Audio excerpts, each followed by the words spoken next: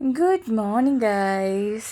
രാവിലെ എഴുന്നേറ്റപ്പോൾ ഇതാണ് കേട്ടോ അന്തരീക്ഷം. നല്ല മഴക്കാറുണ്ട്, മഴ ചെറുതായിട്ട് പെയ്യുന്നുണ്ട് കേട്ടോ. അപ്പോൾ മടി പിടിക്കണം, മൂടി പുതച്ച് കിടന്നുറങ്ങാൻ പറ്റിയ സമയം. പക്ഷെ മൂടി പുതച്ച് കിടന്നുറങ്ങാൻ പറ്റില്ലല്ലോ. ഇന്നും ദേശീയ പണിമുടക്കാണ്. എന്നാലും നമ്മുടെ മക്കൾക്ക് ഇന്ന് സ്കൂളിൽ പോകണം. അപ്പോൾ ഞാൻ കുറേ പറഞ്ഞു സ്കൂളിൽ പോകണ്ടെന്ന്, പക്ഷേ കേൾക്കില്ല.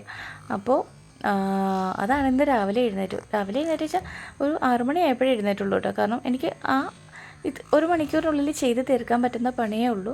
അത് പ്ലാൻ ചെയ്തത് കാരണം ഞാനൊരു 5:45 6 മണിയായപ്പോഴാണ് എഴുന്നേറ്റത്. അപ്പോൾ ഞാൻ വിചാരിച്ചു രാവിലെ പുട്ടും ചിക്കൻ കറി ആക്കാമെന്ന് വിചാരിച്ചു. കടല വെള്ളത്തിലിടാൻ മറന്നുപോയി. പിന്നെ പുട്ടും മുട്ടക്കറിയാണ് ഞങ്ങളുടെ ദേശീയ ഭക്ഷണം. ആഴ്ചയിൽ 7 ദിവസം ഉണ്ടെങ്കിലും എന്താ പറയുക, 4-5 ദിവസം പുട്ടും മുട്ടക്കറി ആയിരിക്കും കേട്ടോ.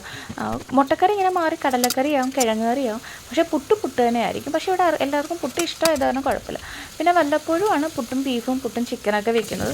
സൺഡേ പുട്ടും ബീഫും ആയിരിക്കും. അത് 12 കൊല്ലം ഇപ്പോൾ എൻ്റെ കല്യാണം കഴിഞ്ഞിട്ട് ഏകദേശം 13 കൊല്ലം എന്തോ ആയി.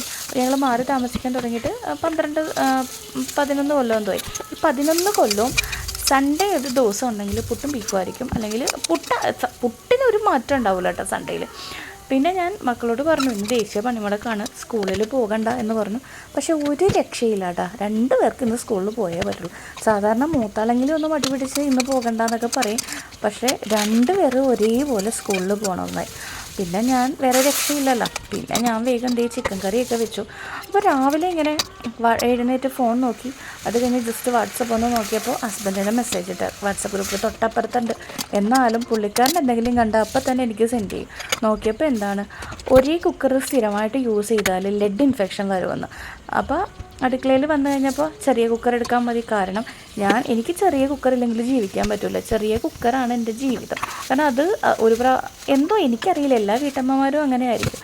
പിന്നെ ഞാൻ ആ കുക്കർ മാറ്റി കുറച്ചും കൂടെ വലിയ കുക്കർ എടുത്തിട്ട് ഇന്നെല്ലാം സെറ്റാക്കിയിട്ടാണ്. നമ്മുടെ മനസ്സാണല്ലോ, നമ്മൾ എത്രയൊക്കെ ബുദ്ധിയാണെങ്കിലും നമ്മുടെ മനസ്സ് നമ്മൾ പറയുന്ന പോലെ ചില സമയങ്ങളിൽ നമ്മളനുസരിക്കണം എന്ന് പറയാം. പിന്നെ മക്കൾക്ക് ഇന്ന് സ്കൂളിൽ കൊടുത്തുവിടാൻ കുറച്ച് മന്തി റൈസ് ഉണ്ടായിരുന്നു കേട്ടോ.